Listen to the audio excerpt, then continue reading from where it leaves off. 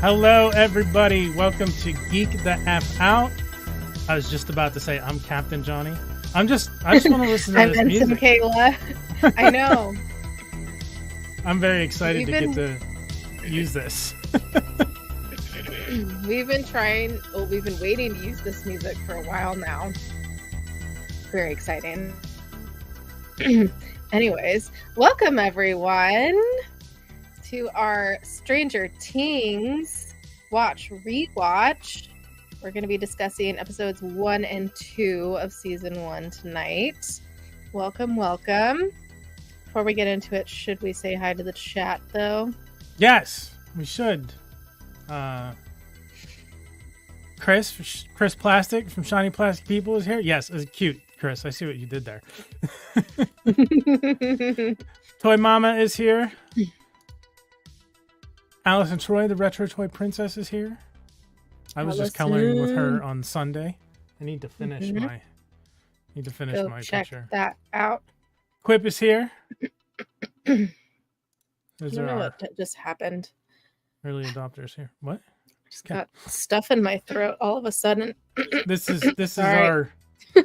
Oh, it's starting over. It's still playing. I didn't have it set to loop, but apparently it looped. Although that's okay. I'd let it play the whole time, but I don't know.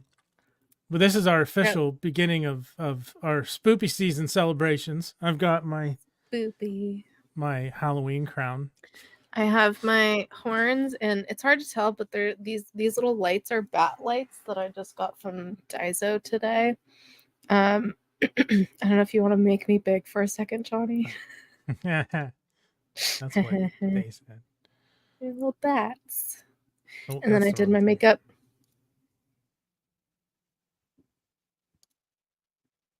It's like someone cut my eyes and they're bleeding. There you go. It didn't really make you any, like, your video any bigger when I put it to focus on your soul. Oh, yeah. You're the same size, but same but different. Anyways, so excited to be doing this. I feel like I've been waiting to do this for a long time. This was probably one of our first series we talked about doing besides Star Trek as a watch rewatch concept. And yeah, I'm super excited to do this. Before we get into the episodes themselves and knock over all my shit, I kind of asked you this earlier, but to let other people know, what did you how much did you know about Stranger Things before you got into it? I knew all the people in it, basically. I know that I forget exactly even how I answered you. I know they play D&D and they name the monster after the Demogorgon, which I had issues with, but that's just me being an uber geek.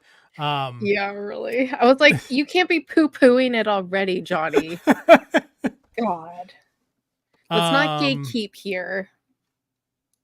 I'm not gatekeeping. My experience was the Demogorgon is not a big thing. It's a prince of the abyss, one of the demon princes, but I honestly had never really heard of it before this series. It wasn't really in my consciousness as an iconic D&D thing. Beholders, Mind Flayer, which I know one of the later monsters. Hey, Vactor. Vactor. Hey, Vactor. Thanks. I don't have one. I have horns because I'm horny.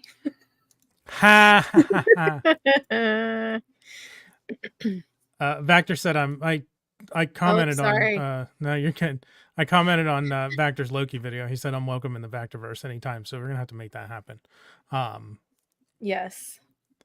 But yeah, the Mind Flayers, Beholders, Vecna, and that's all stuff that they end up using in later seasons, and I know that, but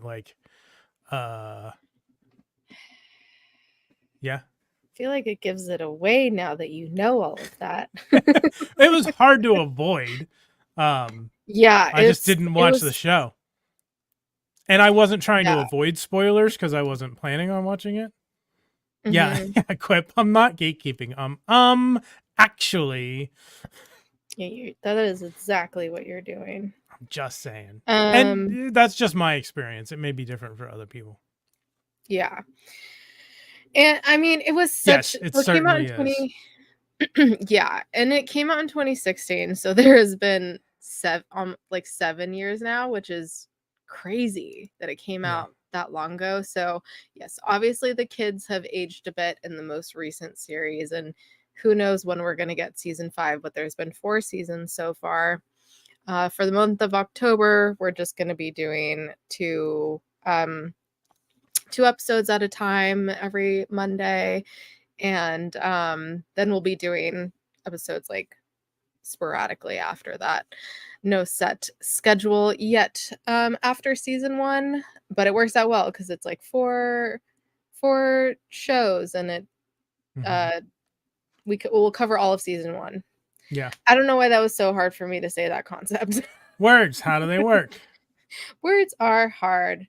And that we'll do our last one on All Hallows Eve, the day before Halloween. Yes, very excited for that. Yeah, so should we get into it? Sure. Yeah. I did not expect such a horror-based start to this. Like, yeah, that kind of caught me. I was like, oh, this is not what I was expecting. Yeah, I honestly kind of forgot how scary it is. Yeah, because like in general, there's a whole, and I don't know if it was dubbed this before Stranger Things, but there's a whole genre of like role-playing games called Kids on Bikes, which is essentially like oh really what the show is. It's fucking kids on bikes going and getting into stuff they shouldn't get into. Like adolescent, it'd be like Scooby-Doo, but they can't drive the mystery machine yet, kind of thing. And if Scooby-Doo was scarier. Okay. And I don't recall if that was around before the show took off, or if it kind of like, it probably was, but just didn't have that name and wasn't as prominent as it got to be later after the show took off. But I forget where I was going with that now. So yeah. Yeah, I forgot. Oh, sorry. So what I was going to say was I didn't expect such a obvious horror tint to it, with like people besides the kids knowing what's going on. Like I figured it was just going to be the kids seeing the weird shit and the adults weren't going to believe them, and like they weren't going to, it was going to be one of those things until the end of the seasons where the adults are like, oh, we should have listened to you, we're so sorry. I mean, it kind of, and at least with the first season, doesn't really give too much away. It's similar, but not quite. Like, yeah, they catch on better than that trope does normally. Like where, yeah, the parents just like, or the adults never figure it out. Yeah, and then they definitely come into play in the other seasons. Yeah, I forgot that this is how it started too. And also the Demogorgon's little like noise that it makes is just so iconic, and I forgot how distinct it was. It's really cool, like going back, because I've probably watched the first season probably 10 times at this point. Oh, wow. Because I've rewatched it every time a new season's come out. I've rewatched it with my roommate. I rewatched it with my parents. So like, and I've probably rewatched it around, I was gonna say Christmas time, Halloween time before. So yeah, you should rewatch it. It still holds up great 7 years later. Kind of crazy that it has been 7 years. So yeah, but it's interesting because it takes place right after Halloween. It says November 6th, 1983, which I knew it wasn't on Halloween in the first season, but I knew the second season it does take place around Halloween. But yeah, it's interesting because then there's like Christmas music in the store later. So yeah, it's interesting that it's right after Halloween to begin with. But yeah, it takes place in the lab right at the beginning, and the guy in the elevator gets eaten by the Demogorgon, but you don't see much, which I always remember this at the first season. They really had a low budget because they were taking a risk on it. And so they didn't show the Demogorgon that much. Which is sad because like pretty epic looking. At the end, you know, we may or may not see him. Spoiler alert. But I mean, I know what it looks like, so it's not gonna be that big of a surprise to me. I know. But yeah, it's so iconic. And then we get into some D&D. What did you think about this D&D scene, Johnny? Since you play so much of it. There's no reason he should have to roll for a fireball to hit the enemy. It just happens. Also, I knew you were gonna critique it. They're cheaters because they rolled a 7 and then said it doesn't count if Mike didn't see it, but then go Will for being honest and being like, I rolled a 7. But also, that's not how it works. Okay. It should. So, for those who want to know how it actually works, when you cast Fireball, the targets of the spell, because Fireball is an area spell, so it targets like a 20-foot sphere, and any people or monsters that are in that sphere have to make a saving throw against the Fireball. And if they save, they take half damage. Which in the edition that they're playing would be like first edition D&D, which would be like 3d6 per level of the spellcaster. So I don't know what level their characters were, but they said they were playing for 10 hours and it was a whole campaign. And if they're going up against the Demogorgon, they should be like level 10. So it's probably like a 4, 5, 66 fireball. So it's not an insignificant amount of damage, but it was wrong. Anyway, nerd. Yes. Everyone has at all.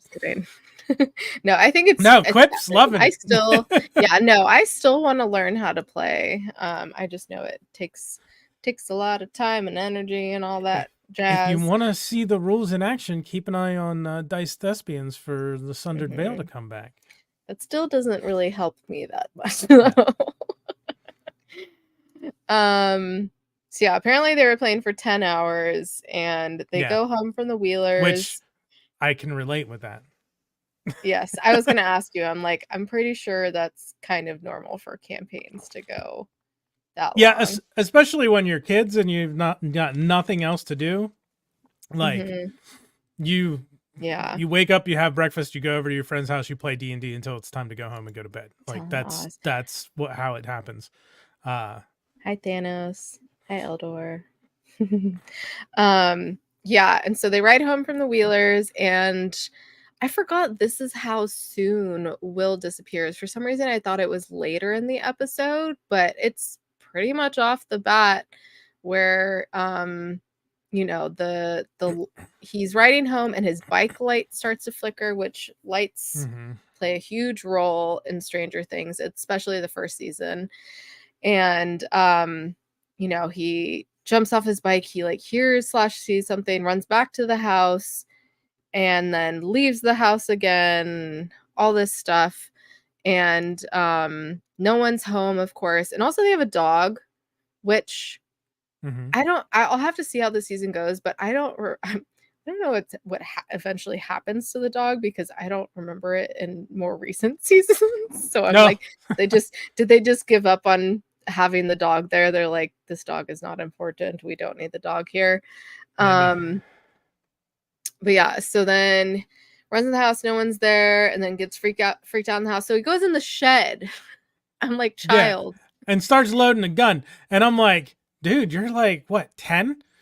And so I had written down, why are these kids out alone at night? Oh, wait, it's the 80s. Yeah. Parents didn't give a shit. No. And then, I'm like, and then I have to remember what it's Nebraska, right? They said.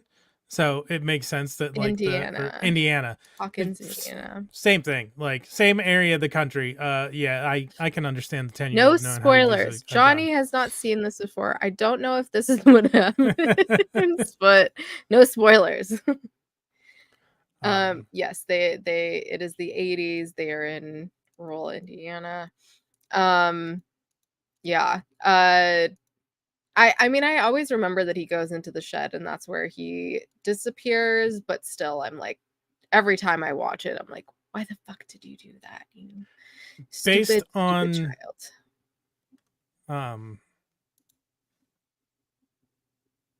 Based on the stuff that was going on in like the back corner of the shed, like, and I know like there's an upside down, the whole thing with the upside down is like an alternate dimension or whatnot. I feel like that's where the gate is going to be. That's going to be the portal to the upside down there in the back corner of that shed. I hate that you know that what the upside down is. Keep talking. Sorry. I know. Then I have hey, it's Red Guardian. Because I know him from that more than I know him from this. Really? Because I have him down as Taserface, and he's also in This Is Us. In Guardians. I'm Taserface, and everyone laughs. Oh. In Guardians 2. Yeah. It sounds familiar, but I don't like actively recall it. Anyways. Yeah. So he disappears. Yes. And then we go to, seeing Hopper wake up. Quick scene of that. And then back at the Byers' house, it's morning time. Joyce, the mom, can't find him. Jonathan doesn't know if he's come home or not. But they're not that worried yet. They think that maybe he just left early. And then we go to school and we have some asshole kids making fun of Dustin. And I was like, ooh, I'm gonna. It just pisses me off. Kayla's gonna bust. Yeah. I just kids are the worst. And it doesn't come from them. It comes from their parents not teaching them to be decent humans. But yeah. And then we have Nancy and Barb talking about Steve, quickly followed by Nancy and Steve making out in the bathroom. And I put baby Steve because I'm like, oh, he's so tiny. I'm looking at it a minute. I'm like, he looks familiar. What do I know him from? And I looked up his stuff, and I don't know him for anything. But I think he just reminds me of Andrew Garfield. He does. He also looks like. Do you watch Parks and Rec? Oh yeah, he looks like. I love how you're not Money Please his brother. But yes, Money Please. Yeah, her brother. And they've done a whole spoof together. Yes, Justice for Barb all day. They did a whole spoof together, which was funny. And then Hopper finally goes to the police station, and Joyce is making a report, and she says, which I felt. Sorry, I felt bad for him because he's standing and the shower head is here, oh yeah, because it hits his chest. Zaddy. Yeah, Zaddy Hopper. Let's call it as it is. So yeah, Joyce is making this report to him, and she's like, he's not like other kids. He, is bullied, and his dad calls him a queer / the F word, which just remember that. Yes. And I liked. I did like Hopper's is he it doesn't matter, but just the delivery of that was funny. Yeah, Hopper is great comic relief, and yeah, he's just great. I don't want to give away too much. Hopper tells her to calm down. Back at the lab, the other daddy, who gets called Papa, comes in, and they get suited up in hazmat suits and go to the pulsating vines. What did you think? That's our wait, where is it at? Oh, here. That's our background. Nice. Spoopy, huh? Yeah. Kind of. It didn't bother me. It's what did you think it was exactly? I figured it was like a cocoon sort of thing that it busts out of. Okay. Yeah, I don't know. That could be a place to get into the other dimension, the upside down. Yes, Oz. There's a lot of dad stuff in the first season. between Elle and Papa, and then Hopper, obviously. But yeah, I don't know. I'm assuming that guy is her actual father. I don't know. He's throbbing, but yeah, vines. You'll see. You will see. Yeah, I don't have a lot else written down. Oh, I thought you were gonna. Okay, about that scene. Well, about the episode in general, there's so much that's just being established. Mm-hmm. My next note is about like after Will's disappeared, when Mike and his family are having dinner. I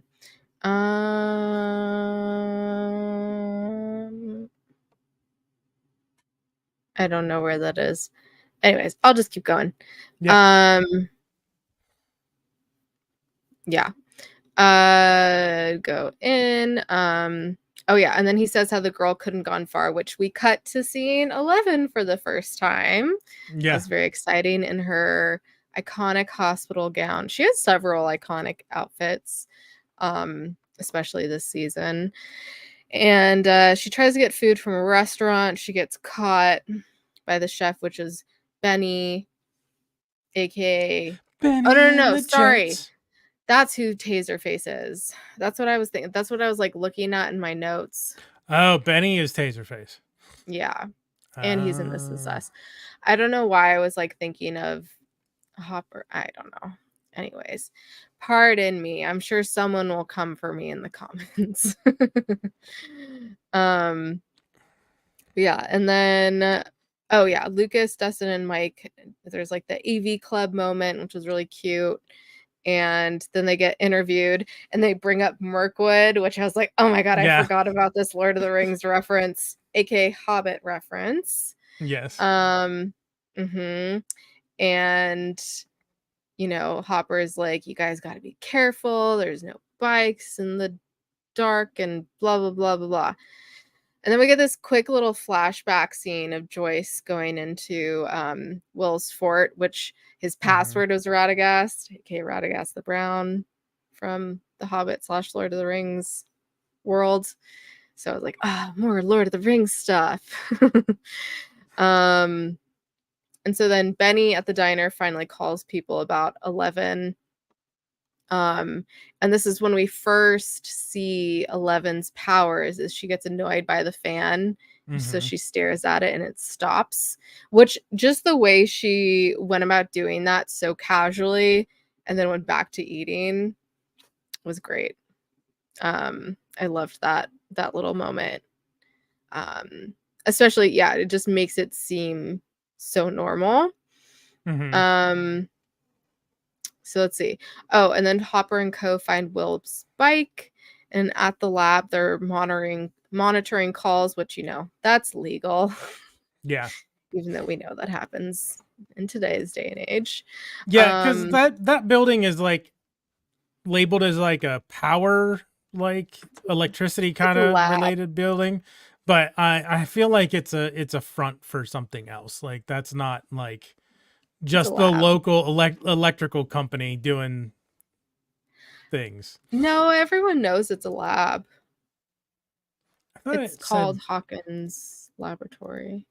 Oh, maybe I missaw the.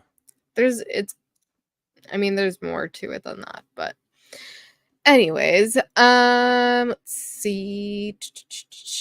So then Hopper investigates the shed and he sees some goo in there and hears like a weird squelching sound.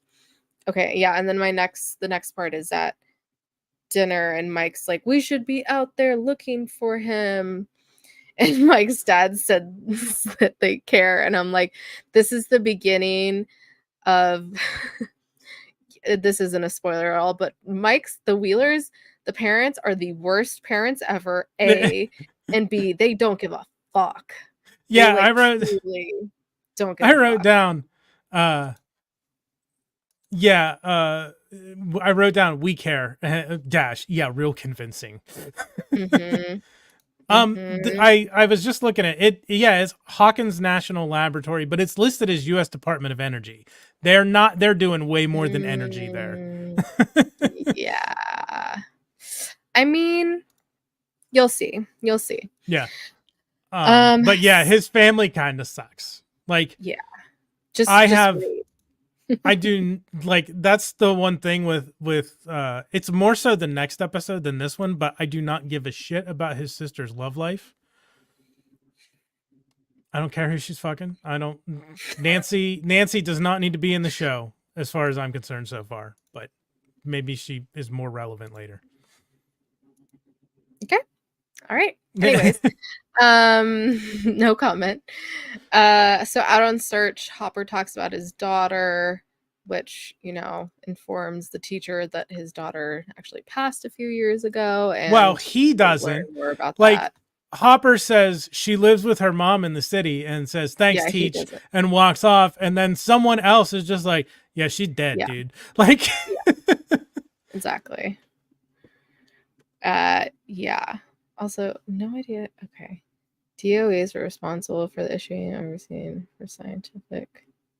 Interesting. Huh. Okay. Why the fucking Department of Energy? You know. That's weird. Yeah, thanks, Quip, but that's odd. All right. Boopy. Anyways, yeah, and we'll learn more about, Hopper and all that as the season goes. Mike calls Lucas worried about Will, and they all meet up. But it's funny, yeah, as he's going, you see Steve sneaking up there, which I don't know if I've ever noticed that happen. I probably have noticed that happen before. It makes me, I should have used the number 5 and Vanya meme, because that's kind of like what happened here.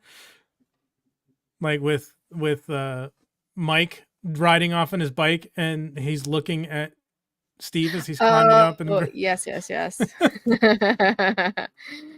Hi, Black Phoenix. I mean, have you never seen Stranger Things ever? If you haven't seen it, go watch it. It's I feel like he means like 1 and 2. With Star Trek, he usually comes in and says, I forgot to watch. Yeah. So I assume he's seen it before and forgot to rewatch, but I don't know. I hope that's yeah, he's the worst ninja ever. Because he said in the early, he's like, I'm stealthy like a ninja. I'm like, you're a fucking awful ninja. But also, her parents are shit, because I don't know how they. Wow. All right. Go watch it. We appreciate you being here, but go watch it. It's so good. Go watch the first 2 episodes. Well, go watch the first 4, because we'll be doing the next 2 next week, so you can join in next week. I don't want to spoil you. It's so good. You got to watch it. Yeah, like, I don't know how her parents didn't hear him coming in the window, like, because he was not quiet. Yeah. So back at with 11 and Benny, someone comes up, or someone knocks on the door. It's a social worker, which your first red flag is that they're showing up that late at night and that quickly, and your second red flag is that her voice sounded different than on the phone. Yeah, he started to say, yeah, you sound funny thing. Your voice sounds bang, yeah. Dead. But yeah, so then she kills him, and then Elle freaks out and leaves, and then uses her powers on 2 of the dudes to escape. And the 3 amigos go looking for Will. Nancy and Steve are studying, and they start making out, which is not relevant, but just got to throw that in there in terms of what happens this episode. Which I do. That's this one thing is everyone who's watched Stranger Things, like season 1, Steve is very different than the rest of the seasons, and he has a good story. I don't want to say too much. But it's interesting to me seeing these first 2 episodes, and he's thank you. Thanks, Alex. He is not that bad to Nancy. He's actually pretty good with her. Like, yes, they're like pretty much, just making out, but like he respects her boundaries. Like, they study, at least for a bit. He tries. Yeah. but yeah, yeah, and then the next episode too. Yeah. Anyways, Joyce and Jonathan are also looking at the photos, and someone calls. It's all staticky. She thinks it's Will, but then you hear the Demogorgon sound, and then it shocks her and, blows up, essentially. And then we close out the episode with the three amigos finding 11, which very exciting. So what did you think overall of this first episode? I know you said that it's, setting a lot of the scene. Yeah, it's setting a lot up. It was interesting. Like it didn't make me go, oh shit, I gotta watch more of this. And like it surprised me. Like I said, it surprised me with how outright horror it is at the beginning, and that there's more than just the kids involved in the spoopy shit. So yeah, I was interested to watch the second episode, which I did right away. But good job. I have my favorite lines and moments from this. Okay. Dustin is like, there's something wrong with your sister. What are you talking about? She's got a stick up her butt. Yeah. And then he's like, she's turning into a jerk. And Mike's like, she's always been a jerk. Yeah. Because you can tell Dustin obviously has like a crush on her. Oh yeah. He took the last slice of pizza up to her room in case she wanted it. He totally has a crush on her.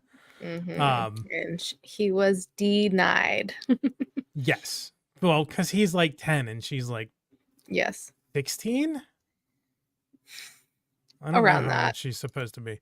And then when Joyce is in the office with Hopper, he's like, my mom thought I was on the debate team. Really, I was screwing Tracy Carpenter in the back of my dad's Oldsmobile. Yeah. Hopper and Dustin are both great comic relief for sure. Anything else? I mean, I love all of it. So that's all I have written down that stuck out to me. Okay. All right, moving on to episode 2, which is titled The Weirdo. The Weirdo on Maple Street, which also these are chapters. Yeah, the first one was the vanishing of Will Byers, which made me think of the vanishing of Ethan Carter, and I almost put that in my memes, but it's different. It's a video game. But I thought it was funny that it came out in 2014, so it's like 2 years predating Stranger Things. So I don't know if there's a little bit of like inspiration going on there. I'd be curious to see if it's definitely different. I think some of the names are referring to other things. Yeah. Anyways, okay, so let's see. So at the beginning, they bring Elle back to Mike's house, and they kind of like interrogate her and quickly learn, like, she doesn't really talk. And they give her some clean clothes, which they freak out when she starts to change, and they're like, no, go change in there. And Dustin's like, she tried to get naked. Yeah. So funny. It's like such like prepubescent boys. Yes. So yeah, they speculate there must be something wrong with her. Mike nicknames her Elle, and they make her this little fort downstairs to sleep in, which I'm like, once again, Mike's parents are so shit for not realizing. Do they never go in that fucking basement ever? They must not. And it's such an 80s home basement too, like with the wood paneling and like all the stuff left over from the 70s that people didn't want on the main floor of their house kind of got like relegated to 80s basements. Interesting. I could see that. But yeah, I said if I were her, at like after all she's been through too, I'd be scared to sleep alone downstairs like that. I would be like, tell your parents to sleep down here too. Yeah, like, I don't know. like especially in a basement. He left the light on, but yeah, she's in a basement, so if anybody moves around upstairs, it's gonna like make noise, and I don't know. Yeah. It's probably still like the Ritz-Carlton to her compared to where she was. Yeah, definitely. And it's morning at the buyer's house, and Joyce is starting to lose it a little bit, which, I mean, if your kid was missing, you'd probably lose it too.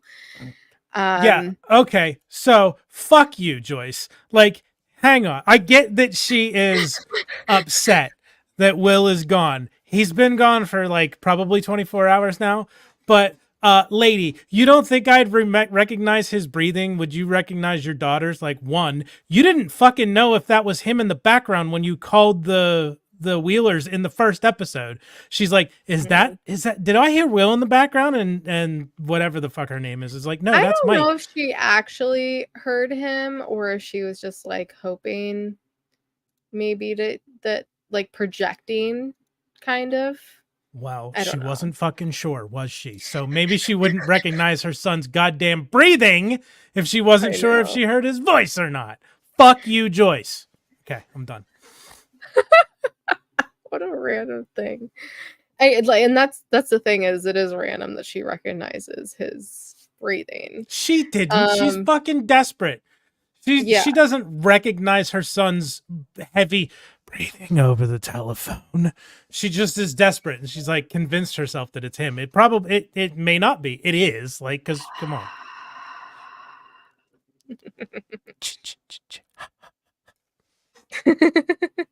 ASMR brought to you. Keep the F out. It's coming from inside the house. Yeah, she's a grieving No, fuck mother. Joyce. She doesn't get to like bring up her fuck buddy's dead daughter as like a way to attack him. Why do you think they're fuck buddies? Because someone else mentioned that they might have been sleeping together at one point? Well, yes, and because they're in bed together later in the episode. That wasn't her. That wasn't her? I swore to God that was her in his house. It was Sandra. Oh, I thought that was her. Never mind. Then, yeah, I'm sure. But yeah, I definitely got these two have fucked before vibe. They have totally slept together. And then the one officer was like, they banged, right? Yeah. Like, essentially. Like, yep. And he doesn't get an answer, but he's like, yeah. Right? They totally They totally banged. So yeah, Hopper finally, speaking of their romance, Hopper comes over and she's like, I've been waiting 6 hours. And he's like, sorry, we've been trying to look for your son.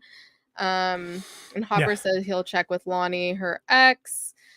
Mike makes plans with Elle to like have his mom, or like have her go around to the front of the house, ring the doorbell, and he's like, my mom will figure out what to do.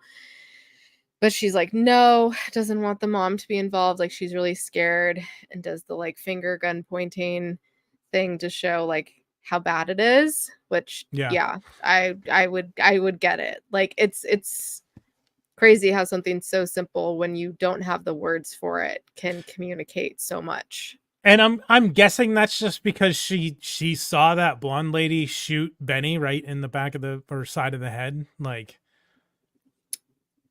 yeah, I'm not sure if there was other times. There might have been. There may have been before, if. But yeah. But there was at least that we've seen. Oh, my next note was Deputy says how Chief and Joyce have screwed before, huh? Yeah. Yeah, we got ahead of ourselves, and we covered that. Yeah. Steve invites Nancy over for a party at his house. And so they proceed to make fun of Jonathan, which I was like, once again, kids are trash. And this is a moment of Steve not being so good, because poop on him. But I love how Nancy just goes over to him and like comforts him. Love Nancy. Like, I'm guessing he is not in high school. Like, he's graduating. No, he's in high school. Oh, is he? Okay. But he's just preoccupied. He's a year older than them, I believe. He's preoccupied with finding his brother. Something like that. Yeah. Exactly. And then Mike's showing Elle around the house, and she looks at a picture of Nancy. He's like, "Oh, pretty," and he's like, "I guess." No, she's fucking. No, she's fucking gross. That's my sister. Yeah, exactly. Which I wrote down something I wrote down about earlier. Pocket waffles, because Mike was taking like waffles for Elle and putting them in his pockets. So I wrote down pocket waffles. I thought that was funny. Continue. And might see waffles again. Just saying. Then we get this really cute flashback of Will and Jonathan listening to music, and then talking about how shit their dad is, and Jonathan is telling Will to be himself, like he shouldn't have his dad tell him to be anything else. Meanwhile, there's clearly their parents are clearly fighting in the background, which I was like, wow, this is literally what happened to me as a child when my dad and my grandma were fighting in the other room, and my mom would blast Christmas music to cover it up. And so this isn't just this thing. I'm undecided on whether or not Will actually likes the music, or if he's just doing the same thing and telling Jonathan that he likes the music, despite Jonathan being like, you should do your own thing. Like, but he does that. He's like, you should be yourself. You should like the things that you like. But you really like this, right? Like, it just felt like, and I feel like Will, I don't know. Will might have just said, oh yeah, sure. Just to spare his brother's feelings. But he's really not into the music. I don't know. It's just, I'm not sure which it is. Genuine. It could be either way. Yeah, it seemed like he was being genuine, at least. Yeah, because I think that's why Jonathan asked again, because there's probably been other stuff that he hasn't liked. That's the vibe I got, rather than him just asking to see if he's pleasing him or not. I don't know. Who knows? Let's see. And then we have Joyce going to the hardware store to get a new phone. Has to ask her boss for an advance, which it was in that store when they were playing Christmas music. So I was like, wow, already doing it beginning of November, which, is a thing nowadays, but I don't think it was as much a thing back then to play it that early. I don't know. See, like, I don't have recollection of Christmas music being played in stores that early, but also like in the 80s, or even just when you're a kid, like, your parents typically aren't taking you out Christmas shopping until like right before Christmas. So, like, I get craft stores putting stuff early because people need time to make their stuff. Like, you need lead time to create things. But yeah, just playing Christmas music and putting Christmas stuff out. Like, I thought it was weird this year. Halloween stuff was already like 50%. Like, it's not even Halloween yet, but they're already like, putting stuff 50% off. I'm like, what is going on? I just went to Walmart today and then Target yesterday, and I got myself an iridescent 3-tiered light up Christmas tree. Okay. Target, because it was in the $5 section, so I was like, fuck it, let's go bowling. But yeah, it's already out, and the Halloween you're welcome, and the Halloween stuff is already discounted or gone. Like, it was gone from Target. And then I was just at Walmart today, and there was already one single aisle of Christmas stuff going up, but it was going up, and I was like, dear Lord Jesus in heaven. Yeah, exactly. Quip, it's already out there. Yeah. The truth is out there. I don't know. I feel like we've been having, like, I feel like people have been making the comment, like, it's not even Halloween yet. Don't play Christmas music, for like the last 20 years. So it's been a while that things have been moved up. I feel like it's been more so Thanksgiving. Like, people say it's not Thanksgiving yet, don't play Christmas music. Yeah, but they've been playing it earlier. But people, that has been a thing that people have been complaining about for like the last 2 decades. It's all about that money, baby. Capitalism, baby. Okay. Anyways, pocket waffles. Meanwhile, yes, pocket waffles. Meanwhile, lab dude in suits investigate buyer's home, which I was like, that's legal. They find some ooze in the shed, and Mike and Elle are playing around, and she sees a picture of Will and recognizes him. Yeah, I'm curious how. Mm-hmm. I'm sure we'll find out. See. But then Mike's parents, or his mom at least, comes home early. And then we get a flashback while poor Elle is once again like trapped in the small spaces. Mm-hmm. And yeah, is in the closet and has this flashback of a lab where she's like being dragged into a cell and yelling out Papa, and we see the white-haired dude that we saw earlier at the lab. So clearly girl has been through it, which we already kind of figured. Yes, I saw that. I said that though, like 2003. Like I don't know. Yes. And I can't speak beyond that. I personally can't speak beyond that because I wasn't paying attention. Yeah. Anyway, so they're back on the search. They're out at I think what eventually ends up being the quarry, or maybe not. It's just like a big cliff. And then they it looked like like the go reservoir because there was Benny's. water. Yeah. That place might come back later. Ooh. Let's just say. Ooh. So they pretty much made it look like Benny committed suicide, but yeah, Hopper I thought that was that was interesting. Jonathan goes to see Lonnie, which piece of shit. Yeah, he's a piece of work. Yeah, don't really. Yeah, clearly Will is not there. Lucas and Dustin come over to Mike's to try to figure out from her where Will is, but they're not so nice to Elle, which quit. Totally forgot about that. Especially Lucas really does not like her. Lucas seems like he's the one friend that's like he's their friend and he's gonna follow them and watch their back, but he's constantly going, you guys are making the fucking dumbest decisions. like why do you keep getting me into this shit? That's pretty accurate. So yeah, but then when Lucas tries to leave, she closes the door on him like twice, and they're like, what the fuck? And then she has her bloody nose, which is iconic.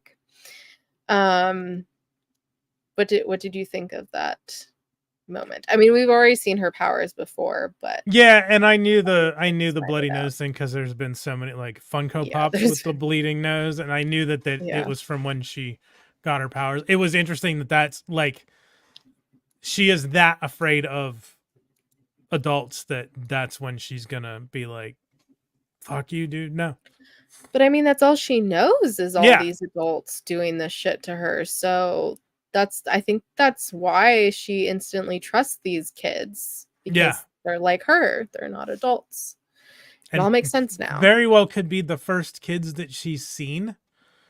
Like, depending on, I don't know if there were other kids in the facility with her, but no comment. Maybe she hasn't seen any other kids. I don't know. Or that's why she trusts them, because she has seen other kids and they were nice to her, but they're not, like you said, like they're not adults. We'll see. Hopper interviews the dude that was at Benny's, and says like it could have been Will, but shaved his head. Didn't really get a good look at him. And then I'm like, okay, but like, why would this kid have shaved his head in like a day? What? Okay.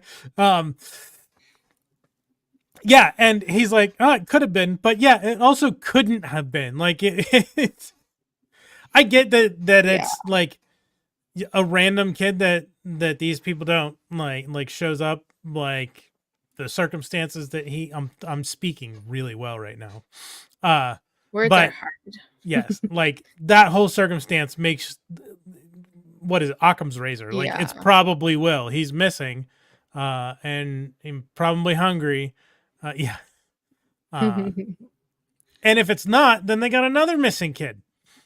Or the kid killed Technically, Benny. They did. for a hot sec. So then right after that, Nancy tries to convince Barb to go to Steve's on the phone, and she's like, nah, blah, blah, blah. Three amigos, as I put on here, that is how I'm taking notes to write faster. Try talking to Elle again, but about Will. And they still don't figure it out because I think it's later on when she pulls out the Demogorgon. Or is it in that scene? And I just didn't. I think it's in that scene because that's the last thing. It is in that scene. They go to the basement and she does the stuff with like the game board and the two miniatures. Mm-hmm. So what did you think she was trying to say with that? She's saying that Will is in the Upside Down with the Demogorgon. I think you already know what the Upside Down is. It's not fair. But what do you think the Upside Down is exactly? I think that's the question. I don't know. It seems to me like it's just a pocket dimension, like an alternate, like demi-plane where this creature lives. It's the mycelial network. No. Okay. Oh, it is that scene. I just put because there's a quick cutaway where they arrive at Steve's, and then also Zaddy Hopper with Sandra in bed is my next note. Yeah. So yeah, then who it's I right thought after was that. Joyce, which I had this whole thing. I'm like, should those two be fucking? Is that a conflict of interest? But it's not Joyce, so apparently that doesn't matter. Now you know. You just delete a note or something. Yes. Should they be fucking Hopper Joyce? Conflict? It doesn't matter because it's not them. Yes. Have we seen Sandra before this scene? No. Okay. Yeah. I swear to God, I thought it was her. Yeah.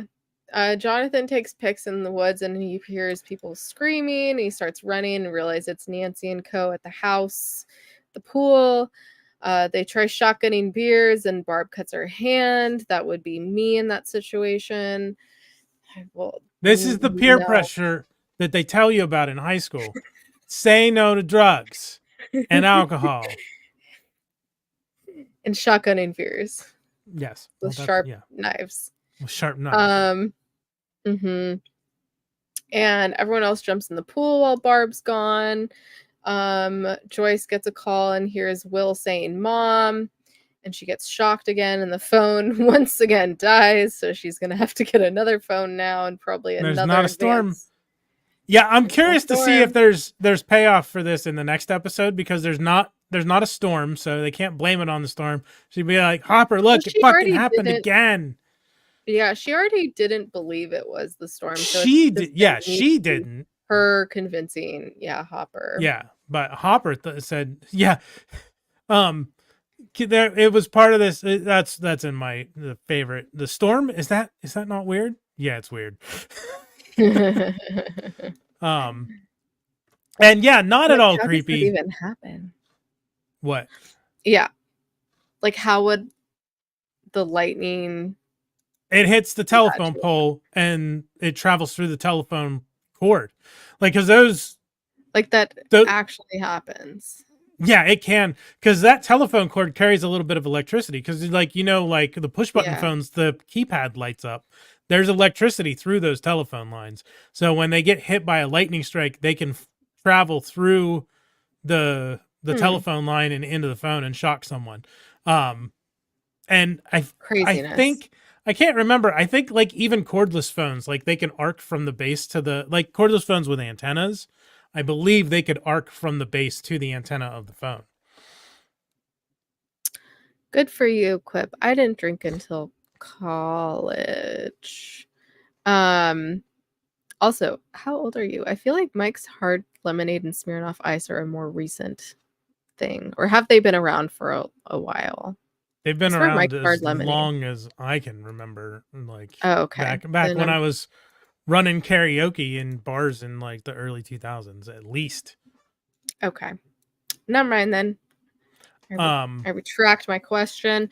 So she's following the lights around. She's calling out to Will. The music is playing. And then fucking wall, creepy hands start coming at her, which, dear God, so terrifying. Okay. You're not much older than me. That makes more sense now. Because that was like the drink of choice my freshman year of college. Yeah, and so then she runs out of the house back to the car, but then she hears the music playing again, and she's like, no, Will is back in there. So she goes back inside. So, like, I get that the music is reminding her of Will, but like, I would not go back inside. Vintage millennial. Well, yeah, that I thought that too. I'm like, she almost ran off, but then she like steeled herself. She's like, no, that's my fucking boy. That's my son. Will. Oh my gosh. Just wait for the Will yells. Oh yeah, she goes back inside. Back at Steve's, Barb tries to stop Nancy from going upstairs, and Nancy's like, no, go home. Which that's like, I've always hated how Nancy says that to Barb, like maybe you should go home. But when I was rewatching it, I'm like, she said it not as sassy as I remember, and she was just like, maybe you should go home. She's like, go ahead and go home, like don't wait for me. But I guess Barb decided not to and sat on the diving board, which she did. Not at all creepy, Jonathan. Sitting in the woods taking pictures of people. I kept waiting for the flash to go off accidentally and for them to catch him, but that did not happen. Hi, cop. Thanks for stopping by. And then Barb got eaten. Yeah. By Barb. Pretty much. But of course it's while he's like winding the camera or whatever the fuck he was doing.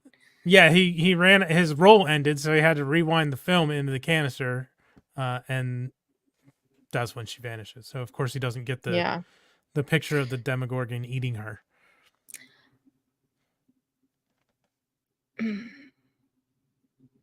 Anyways, my last note I take it from that reaction that the Demogorgon did not eat her. She's not dead, ladies and gentlemen.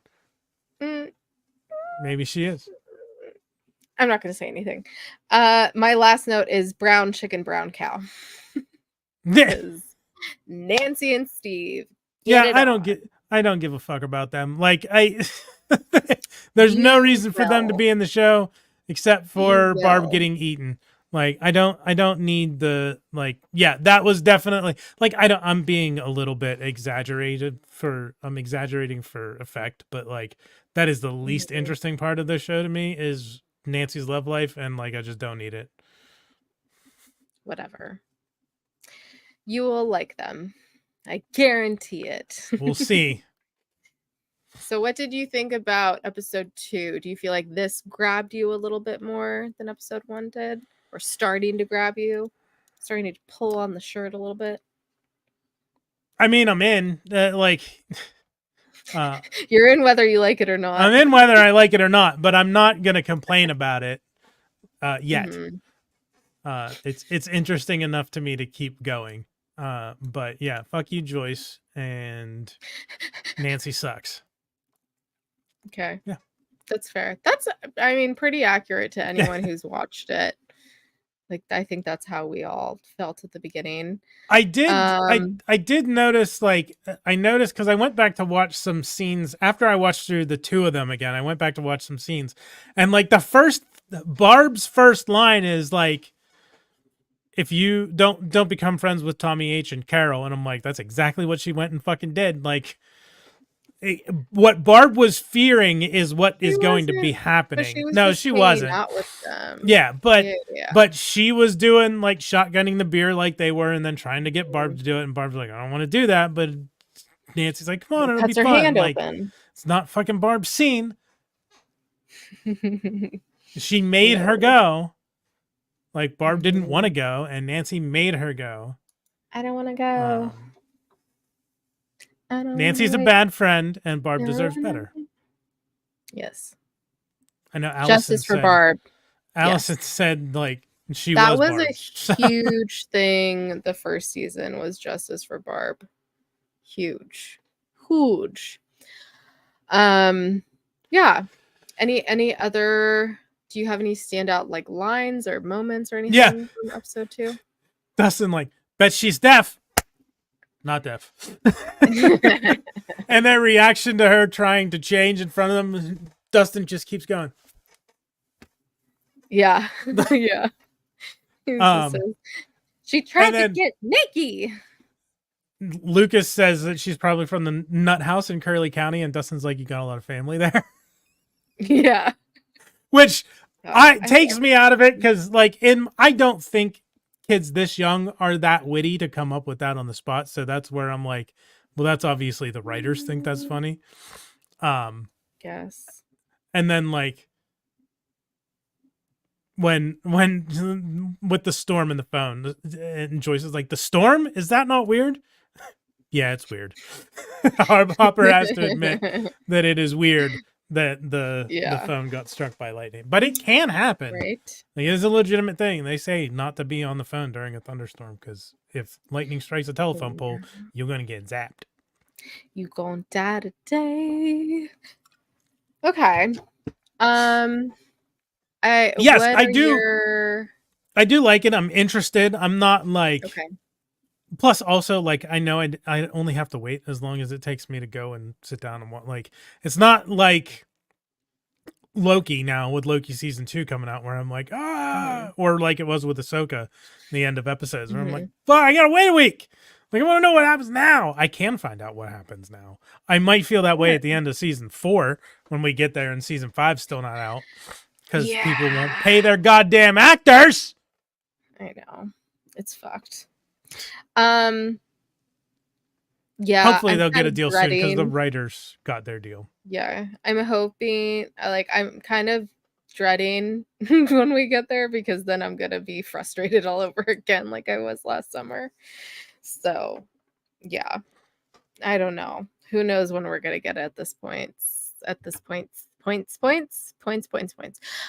Any predictions for what's gonna happen? Either the next couple episodes or the rest of the season. Nancy's gonna have to get another phone.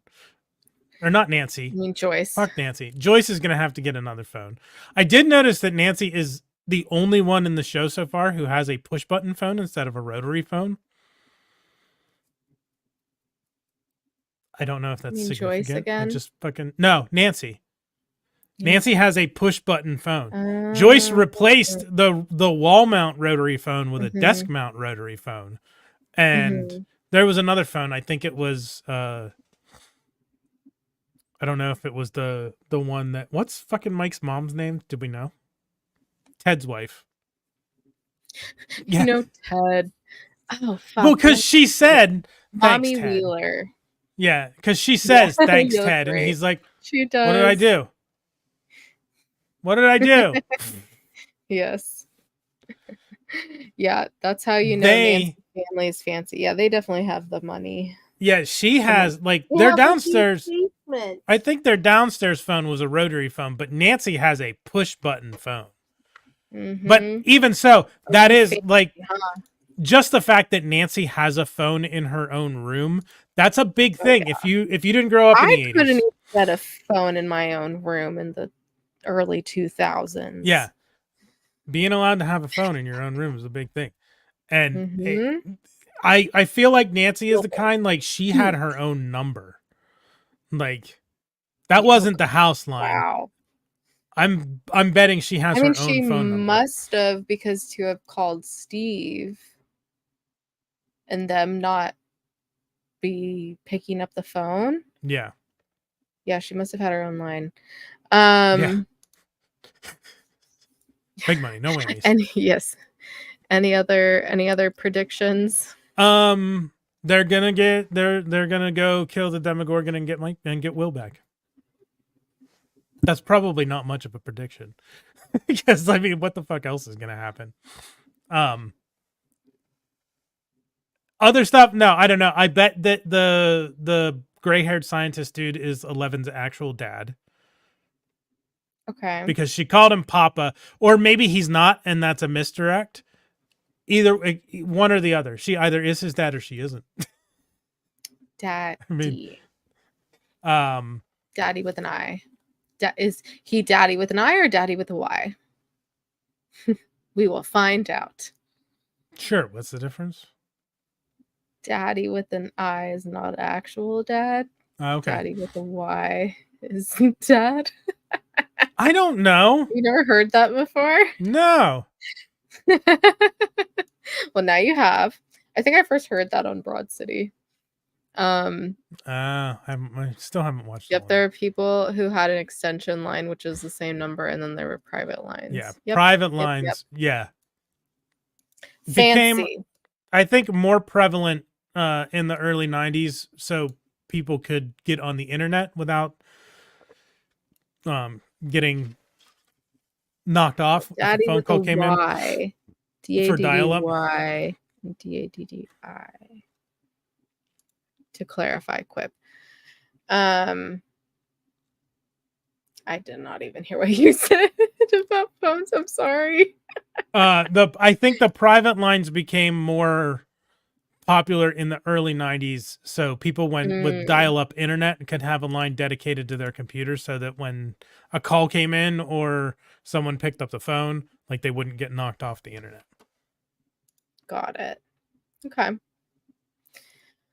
Yeah, I think that's it. I think that's it. I started doing That's What They Said, but there were not that many. I'll have to rewatch it again because I don't know. I feel like I just get so into the episodes that I forget to like think of things. Especially if it's not super obvious, but like you could make it an innuendo. It's harder to pick those out, which I think that's the case for a lot of Stranger Things, because it's, more serious. But we do have spoilers without context. Yes, we do. These are going to be naming conventions and whatnot. These are going to show. Mine are going to be first because J comes before K. Okay. So that's just the way it's going to work. So we'll bring up our spoilers without context. That way. Yes. You actually have to do it this time. I do. We're so used to putting them in later. Yeah. So yeah, the liquor. So the very first scene, you probably have no idea what this is, do you? Mm-mm. There's 2 Resident Evil things in this. So the liquor is a monster from Resident Evil, and you can see it's hanging on the ceiling. So like when that dude got in the elevator and he looked up, I'm like, it's a fucking liquor. It's probably the Demogorgon, but it's basically the liquor. And like, it kind of sounds like the liquor too. Like you were saying, the Demogorgon has like the Demogorgon has a real unique, like, iconic sound effect. It kind of, to me, sounds like a liquor from Resident Evil. Okay. So okay. Yeah, that's a liquor. Liquor. Fireball, because I cast Fireball. I almost did like Fireball from Fireball Island because I love Fireball. Oh, that would have worked too. Yeah, almost should have done it. Oh well. This is, even though this is a Magic the Gathering card, this is D&D related because this is from Commander Legends Baldur's Gate, which is Dungeons and Dragons city in the Forgotten Realms, one of the campaign settings. So again, it's still Dungeons and Dragons related. I think you've out geeked yourself. So Allison, my buddy and I, my friend Bo, who sometimes comes in, and he was watching us for Ahsoka. We were playing Resident Evil 2. He was living in a travel trailer behind his parents' house in the acreage in Florida, which is like sandy swampland in the middle of fucking nowhere. And we're playing Resident Evil 2 in the wee hours of the morning. That was a bad choice. So I get that. Red Guardian, because come on. Hopper. Yeah. And then the Umbrella Corporation logo, which Umbrella is the pharmaceutical biotech company in the Resident Evil series that is responsible for the zombies. And the setup with the what is it? the Hawkins National Laboratory gave me definite. He is king of the nerds. Gave me definite Umbrella Corporation vibes. So I'm gonna do this because we don't have any text on these. So there you go. And then this is Kayla's spoilers without context for episode 1. It is. So the veins, as we're now calling them, remind me a lot of Devil's Snare from Harry Potter. If you know, you know. That. And then I literally just put Dragons. I Google searched and I liked that picture. And then of course we talked about Mirkwood from The Hobbit, so I had to put the entrance to Mirkwood there. Because other pictures were either too dark or like you couldn't really tell what it was. So I decided to do the entrance picture. Plus then you got Dildo Baggins and Gandalf in there too, before Gandalf is like, peace, I'm not going in there with you. You're on your own. And then they get like forest drunk essentially. And then because of Joyce on the phone, you know, I feel like that's such an iconic scary movie, horror movie trope of something scary happening with phones, either like voices or sounds or whatever. So I felt like that was fitting. Okay. Yeah. It definitely is. There was a lot of episode phone. 1. Yes. These here are mine for episode 2, which is just the phone, the advance, and the cigarettes, because like I was struggling to think of other things to do, and I was like, those are perfect. Like, I need this phone, I need the phone and an advance and a pack of Camels. Yeah. Wow, how fitting. And then I wonder if there was something else from that scene you could have put something else to make it just for that scene. That would have been great. Music. Yeah, Mariah Carey, Christmas music. But then I went with Jean Grey from the X-Men because of Eleven really using her psychic powers in this episode. So indeed, those are mine for episode 2. So here are Kayla's. Bloody Nose, because Bloody Nose. I just searched like hands or like hands pushing through wall or something like that, and I think this was actually from some movie. I think it was The Pact or something like that. And then shotgunning beers and Lady in the Water, which I guess it cut off the bottom. I didn't quite frame that well, but just oh no, it's probably because I remember when I maximize it. No, I think it might have. I cut it off. Yeah, I just didn't recenter it because of Barb next to the pool. I watched that movie. I don't remember much of it besides a pool and a lady in the water. So yeah, thought that was fitting. There was another the one with the face and the hands coming through a wall. There's another image, like there's an image from something, and I don't remember if it's things. Yeah, if it's a movie or if it was like an album cover. But it's like that like exact thing, only it's I remember it through a like an all white wall that the hand and face are coming through. I don't know. Yeah. But yeah, there's so those are your spoilers without context for episodes 1 and 2. Yay. Yay. Good job. All right. Go us. That does it. I am looking forward to 3 and 4. We'll talk about those next week. He said it, guys. We got him in. He's hooked. You're stuck with us.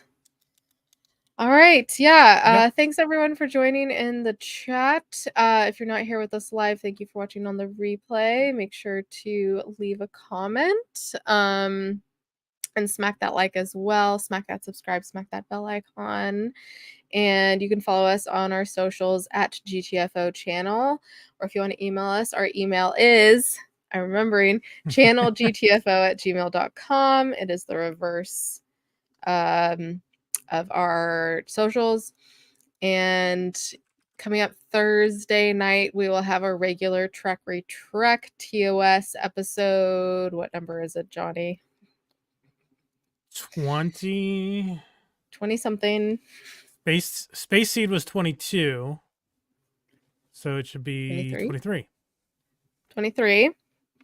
The something of Armageddon. A taste of Armageddon. You want a taste? Taste of Armageddon. You want a taste? You want a taste? Want a piece of me? That'll be normal time, 6 p.m. Pacific, 9 Eastern. And then Friday, we are continuing the spoopy theme for this month, and we are going to be talking about the Fall of the House of Usher, which is the new series that's coming out on Netflix. It's coming out this Thursday, the 12th. So make sure to watch the first 2 episodes that we're going to be just covering the first 2 on Friday. And we're going to do it, I think, 7 p.m. Pacific, 10 Eastern. And so make sure to watch those so you can join in on the chat as well. Very excited. We'll be joined by my friend Tasia, maybe someone else. We'll see. Maybe Allison. It was the one I'm thinking of was not the Frighteners. It looks like the one that Kayla used was from the Frighteners because it had that same wallpaper. No, it was like the Pact. Oh, I swear it said the Pact or something like that. I mean, stand by. I have it saved. I can just look. Like that wallpaper looks the same. Oh, no, that's different. But this is not the one I'm thinking of either. It would be, oh, wait. Where did I save it? Oh, yeah. It's the Pact. Okay. All right. There you go. Anyways, so tune in for that. And then the next episode will be next Monday, same time, same place, episodes 3 and 4. So make sure to watch them or rewatch them. So yeah, anyways, thanks everyone for geeking the F out with us. We'll see you soon. Bye, y'all. Bye.